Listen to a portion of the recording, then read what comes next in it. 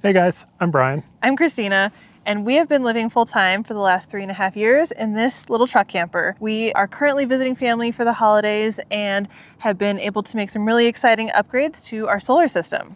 Yeah, and we thought this would be a really great opportunity to give you guys a tour of that solar system, how we did things and why we chose to do them the way that we did.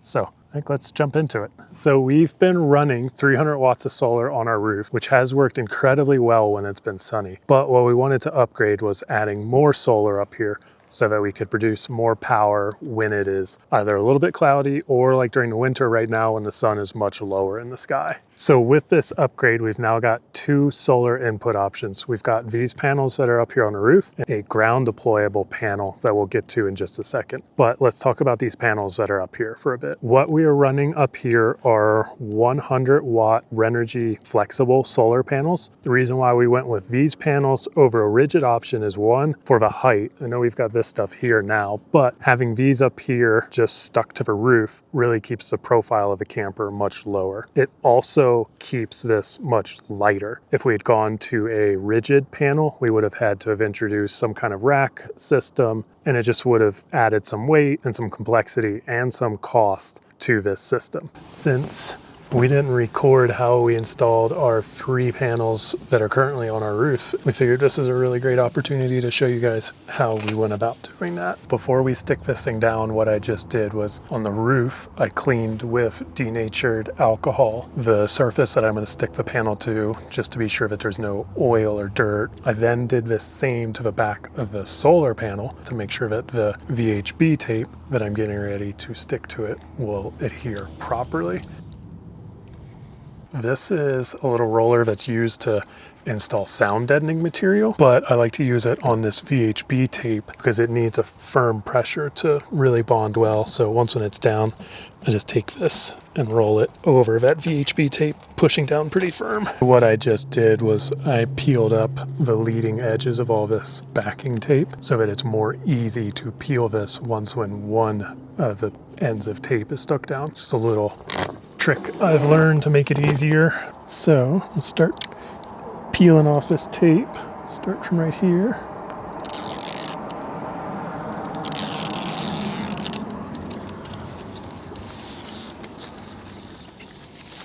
That trick makes it so easy. And then all I'm doing with this is just rolling over where we've got that tape just to press it down and make sure it bonds really well to the roof. Now that we've got this panel stuck down, what I'm working on right now is adding the solar extension wires that will run from the end of the solar panel to where our junction box is.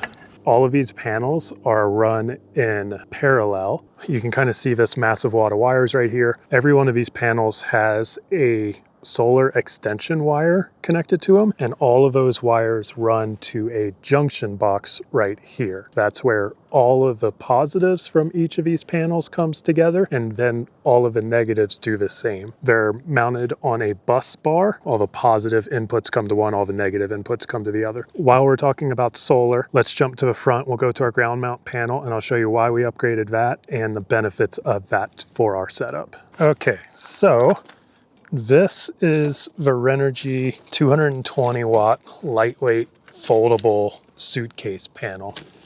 And the reason why we wanted to add this to our kit is in some occasions we're not able to point the truck south to get solar. We can fold this out and lay it down and point it into the sun and catch more solar this way. Also in the same way that if it's really cloudy, we can throw this out and gather more solar. We've put a port in the front of a bumper that allows us to plug this panel in. It ties in directly to where the solar input is for our solar for the battery. So without having to make any changes, we just plug this in and we're up and running. I'll grab that cable and I'll connect all this together and show you how all of that plugs in. This is a solar extension wire. These are the plugs that come off of the panels themselves. Some of the other things that this system will allow us to do is, a really good example is in the summer months when the sun is much further north. Even if we're pointed south, the sun has risen in the northeast. And if our truck's pointed directly south, we miss some of that sun. So having this ground panel, we can now position that to catch the morning sun, allow the truck to catch the midday sun. We can move this to catch the midday sun if we want, and then again move this to catch the evening sun as the sun's setting again in the west. Having this is just so much easier to move around to catch the sun versus moving the truck around, especially if we're parked in a spot that we really like how the truck is angled. I want to plug this in up front. And then what I added to the front of the truck is this little 12-volt port. I customized the end of this cable and added the same port to this. So now that's simple to plug in that panel to our system. Super excited how this came out. Really like just the low profile appearance of that. So that covers how we are collecting solar energy, both with the 400 watts of Renogy flexible panels on the roof, and then the addition of this 220 watt ground panel really allows us to soak in so much more sun. It will allow us to run our things like our Starlink and the fridge and all that so much longer during periods where we might have consecutive cloudy days without the need of running the truck to charge our house battery in the back of a truck. Okay, before we jump into the battery, I do want to go back to this junction box that I mentioned earlier. The wire run that I've done here from the port that's on the front of a bumper, that wire runs along the frame rail and then comes to the point between the cab and the bed, and it runs up just in front of the camper, along the bottom of the camper, and then crosses underneath and goes to this junction box that's at basically where our fuel cans are. Once it's there, it joins with the rest of the wires from the solar panel, and then out of that junction box again comes our wire that is run to our battery, and that essentially runs the same wire run. So it comes out of that junction box again, down the top of our camper, in between the cab and the bed. It makes a loop under the leading edge of a bed and then comes up where I've drilled a hole in the bed. And then from there, it runs into the battery. On the end of that cable, I've got an Anderson connection that I crimped onto there.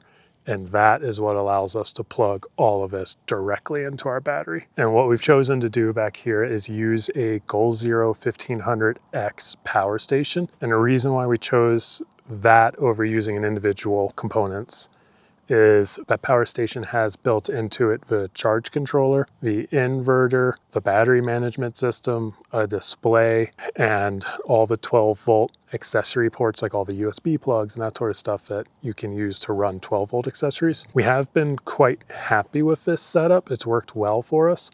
There are a few things we don't like about it, primarily that it's a little cold sensitive and that we can't expand on it. It is roughly 150 amp hours, which does work well for us with this much solar. We definitely wouldn't mind having a little bit larger battery storage. And I think the next logical step for us is upgrading this. What we're hoping for is as battery technology gets better, someone's going to come out with a smaller battery, and then we will build a system that has larger battery storage.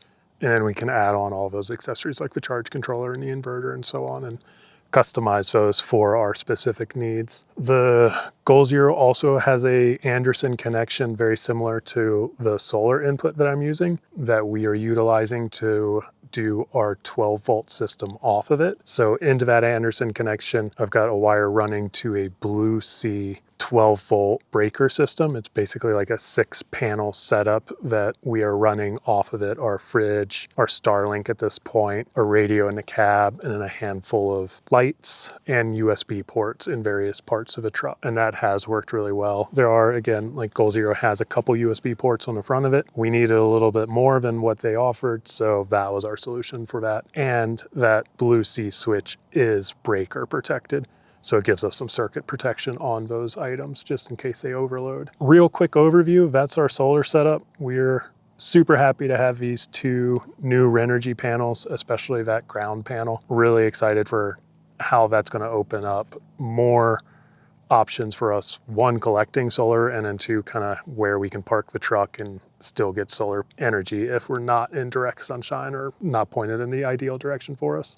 Thank you so much to Renogy for hooking us up with these panels. We're super excited to have them. We are headed to Baja very soon at the end of this year. So I think having all of this, especially the ground panel, is really going to open up a lot of options for us with how we utilize our solar system. Let us know in the comments if you have any questions about this stuff or if you're getting ready to do your own setup. We love chatting about this sort of stuff and definitely eager to lend whatever information we can. Hope to see you all out there, and have a good one. See ya.